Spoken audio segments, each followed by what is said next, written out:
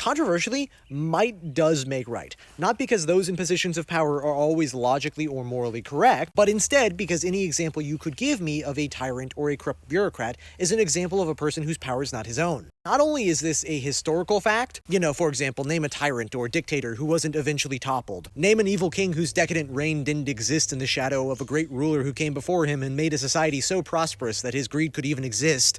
But also, aside from history, this is true by a trivial fact that people need to stop ignoring. Take any dictator, take away his generals, take away his soldiers, take away his obedient dogs who follow his every order, and what strength does he have being just one man against an entire populace? None. The evil and the corrupt have no actual power. Their power is only a consequence of a society that is so ignorant and so apathetic that it doesn't rise up against them. If you give me an example of a dictator who can win wars against other nations or outsmart the populace to keep them subjugated, then you, by your own concession, are saying that this person is a cunning strategist, that this person is intelligent. And a simple fact that many of you don't want to accept for whatever reason, but is true, is that, for example, if I don't want you to harm me, I shouldn't harm you. A really intelligent ruler will realize that he should do right by those he rules over. If he doesn't, then he risks revolution, or he risks his society collapsing or going through hardships. In either circumstance, he risks losing his wealth, losing his power. It's weird to say that might doesn't make right when right is might. There is power in righteousness. There is power in wisdom. Even things like physical strength and skill require the resolve and mental discipline